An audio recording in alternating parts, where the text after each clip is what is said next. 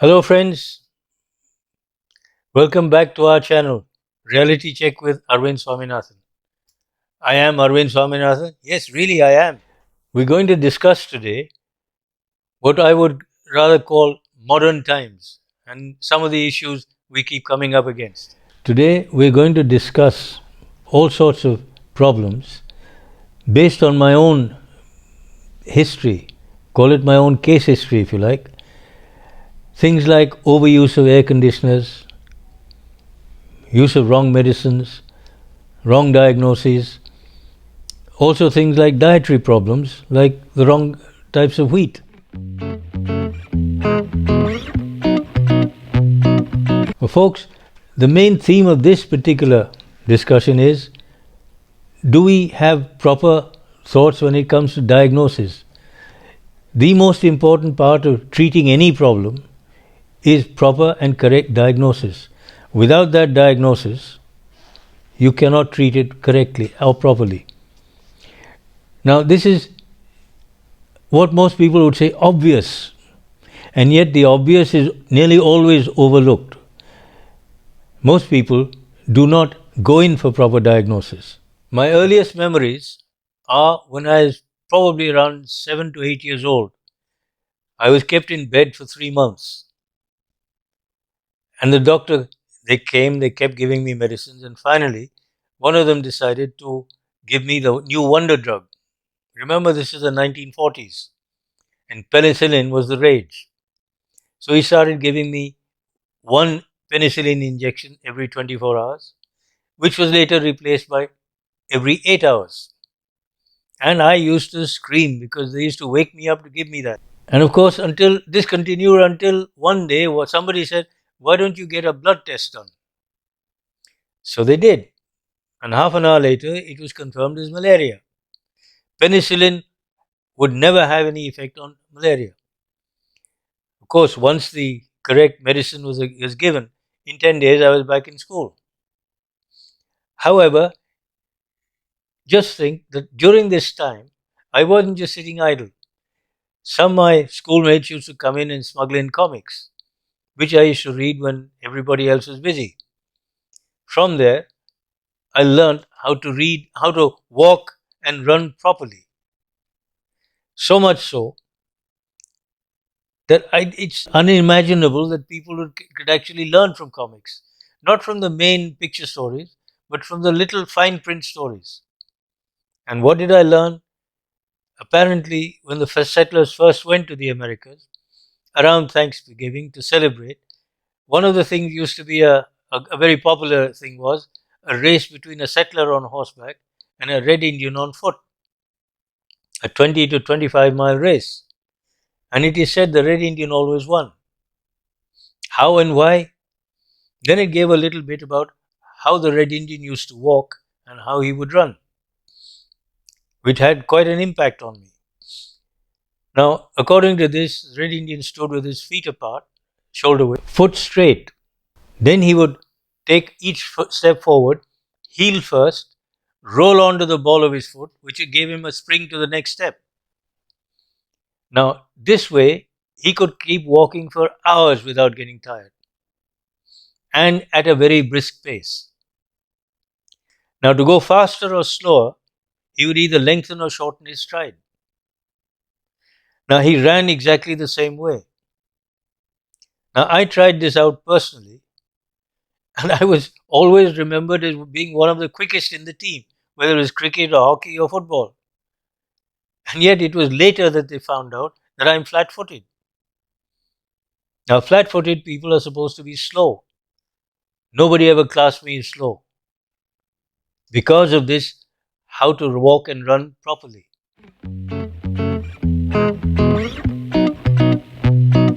Years later, I had cause to shy away from doctors again because I had a dog bite and one tooth had gone in.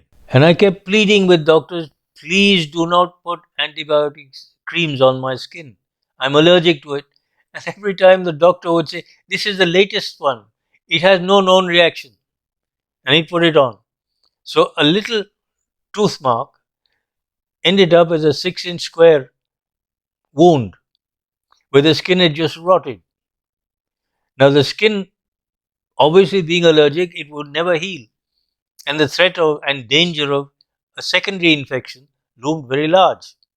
Eventually, I just went to the chemist shop, got myself some mercurochrome, put it on, and it cleared up within a week. Whereas the rotting away of my skin had taken over a month, almost 6 weeks. This again goes back to the old argument: old tried and tested medicines, tried and tested techniques versus new and latest. The old ones usually work better, probably on people like myself who are virtually antiques. Now, we might find it much more useful than the present day latest medicines. A few years after this, I heard from the UK patients in hospitals who seemed to be recovering after an operation, recovering well, suddenly died. Now, they put it down to MRSA, that's medically resistant Staphylococcus aureus, which, as far as I can see, was probably a secondary infection. Because it is possible that they put antibiotics around this operation scar wound, it wouldn't heal, and this thing would come in as a secondary infection. This is quite probable. I don't know. It's just a guess. So you see, it's not just myself, but a whole lot of other people suffer from the same problem. Old medicines, tried and tested ones, seem to work much better. But people have been brainwashed, even doctors have been brainwashed by possibly medical reps into using and prescribing new and later medicines, which invariably are much more expensive than the old ones. The old medicines are no longer even available in most chemist shops. You might hunt around in a whole city, you might find it in 2 small places. Now, I'm talking about things like mercurochrome, gentian violet, the old Aspro, which is no longer available. Yes, you get an Aspro, but it's not the old Aspro, a microfined Aspro, which was very good against body aches and pains and flu and colds and coughs. But the present one is just paracetamol, which will give you relief from fever, and that's it. Again, we go back to this old thing: new, latest medicines as opposed to the old, tried and tested ones. We may call them grandma's medicines. Yes, but they still work. Another example was TCP, which is a very, very good antiseptic. In fact, you could even gargle with it. But it's no longer available. Hasn't been for almost 50 years. Why? Because A, they were cheap, effective, and cured you very quickly. And this doesn't seem to be in line with what most of your medical companies seem to want. They want more and more latest medicines, but much more expensive medicines. Now, even doctors, whether you call it brainwashing them or just persuading them to prescribe these very expensive medicines. And of course, how many people can afford them? So, a lot of people suffer needlessly. It seems that even the medical trade has become a trade, it's no longer a profession.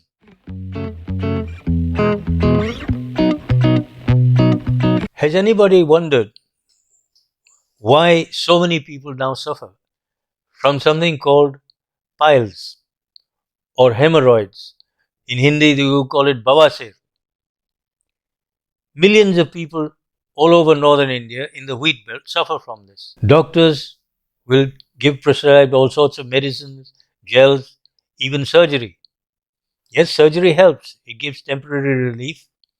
But 2 or 3 years later, it'll come back. You'll need surgery again. Most people don't understand it. But why does it keep happening? Because it's not a medical problem. It is a dietary problem.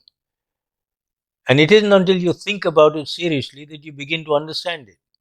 And if you don't understand it, you'll never get a proper remedy for it. Now, I have suffered from this since about almost 50 years. And it got worse and worse and worse until around 1993, I was hospitalized. I was losing blood. I was having to go to the toilet 10 or 12 times a day. My uncle finally came and took me to my brother's place. And I seemed to recover. But it would still irritate me over the next 15 or 16 years. There was no getting away from it. And 2009, I was back in hospital. Same problem. On the second day, I told the doctor, look, doc, I can't take those chapatis at feeding, whether they're not cooked properly or something. There's something wrong and I can't take it properly. I have to spit it out. Give me rice for a change for a couple of days. And there was pandemonium. First he said, no, no, no, you get hungry at night. Then the dietitian came, the same thing. I said, look, it doesn't matter. If I get hungry at night, I'll keep a couple of bananas with me. That'll keep me okay. That night I had rice. It was like magic. All the bleeding stopped. Toilet issues vanished completely. Almost as if I was cured overnight. Later on, when I got home, a few days later, I checked it out and I realized, yes, it is a celiac problem. It's not a medical problem, but a dietary problem. And what causes it? Basically, it means I'm taking in far too much wheat gluten, far more than my system can take or accommodate. This goes back to, say, the 1970s, when Mexican wheats came in, and then they started breeding varieties of wheat which with almost double the amount of protein, which means double the amount of wheat gluten. Now, not just myself, but millions of people in this wheat belt suffer from it because they're not used to taking so much wheat gluten. They eat the same number of chapatis or parathas every day, but they're eating twice the amount of gluten. And the result is they're all getting the same problem. Not just in India, but you find much of Europe and North America also suffering in the same way. And it has become a very big problem even there. If we don't understand this problem at an earlier stage, it can, and cure it, it can lead to things like colitis, ulcerative colitis, and something a lot more sinister. Some people might end up diagnosing it as cancer, colonic cancer. Now, this is again because of the excessively high gluten content of the wheat varieties we're using. Now, here we use chapatis and parathas. In Europe, they use pizzas and such things. Now, this excessive amount of wheat gluten may or may not be all that good for us. Yet we don't understand this. Another of our modern appliances, which is much more popular now and much more widespread, which is creating problems which we don't seem to understand. I mean, the air conditioner. Now, we as a race eat a lot of spicy food. During the winter, we accumulate all those spices and the salt that goes in with it inside our bodies. It helps us to increase blood pressure and keep us warm. During the summer, we sweat, and we sweat profusely. If you ever tasted sweat, you'll realize there's a lot of salt in it, which is removed from our bodies this way. If it is not removed, as it can't be if you use air conditioners in your homes, in your cars, and in your offices, all that salt accumulates inside. And people in their 30s and early 40s end up with high blood pressure and heart problems. So one must be a little more careful in how much air conditioning one uses to keep oneself comfortable as opposed to healthy. However, we must remember when you have high blood pressure, the doctor tells you to keep away from salt. This again is not correct fully because my father had very high blood pressure. They took him off salt and put him on K salt. It brought his BP down very quickly, yes, but it destroyed his kidneys because your kidneys need salt to function. So a certain amount of salt must remain in your body, and you must keep taking a small amount just to make sure that your kidneys remain in working order. These are some of the things which are associated with air conditioning. Now, another of the problems I've suffered, certainly in my younger years, which again nobody understood, I used to suffer horribly from travel sickness, especially car travel. Never with trains or aircraft, but definitely cars. Now, this continued until I was about 15. And one day I found I couldn't read what was on the blackboard in school.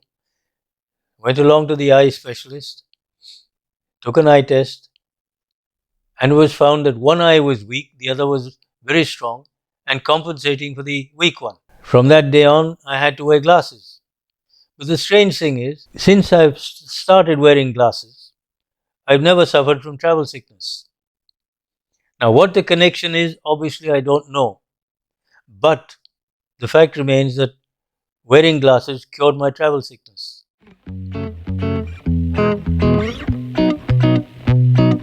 Now, a classic example of this new varieties occurred in a place called Aberystwyth in the UK. They bred a particular variety of a wild grass, and technically, according to the laboratory, it was perfectly balanced for milk production. You needn't feed concentrate with it most of the time, which would have made it a very much cheaper option for most milk producers. And they were about to start releasing it until one bright spark said, "Look, why don't we try it out on the animal?" So they grew a little patch and put some dairy cattle on it. And did they find out? The dairy cattle ate this grass. It went in one end and straight out in a stream at the other end. They couldn't digest it. They lost weight, they lost condition, and they lost milk yield. Substantial amounts. They still grew this grass as a lesson to everybody else. When you test out something, test it on the main thing, the people who are going to use it. In this case, the animal. And the animal just couldn't use it. For all I know, that particular patch is still there and they're still using it for teaching. But it's not of any use for dairy cattle. We'll come back to this thing. The proof of the pudding. Until the animal can take it, it's not of much use. Please remember, proper diagnosis is the key to everything. If that is not there, whatever treatment you take will not be very effective. It may be temporary, but the problem will come back. Second, whatever problems you face, note it down, remember it, because for the future, it's a very good guide to how any treatment to any such problem will be, not just for yourself, but your children, your grandchildren, your friends and relatives also.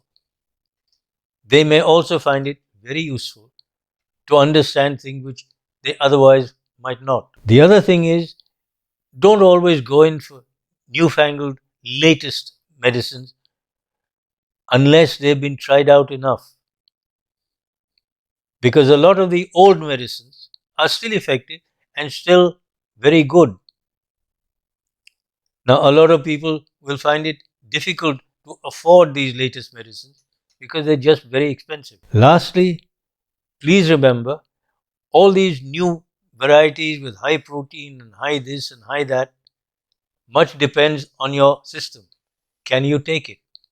Just like those cattle, we just could not eat that particular type of grass because there was something in it which did not agree with their systems at all. Similarly, these new high protein varieties of wheat, which seem to cause a lot of problems like hemorrhoids and piles. Please be careful. That's all I can say. The rest you have to decide for yourselves. Well, folks, thank you for watching our discussion. If you liked it, please subscribe to our channel, Reality Check with Arvind Swaminathan, and share it with your friends and relatives and your groups. See you next week.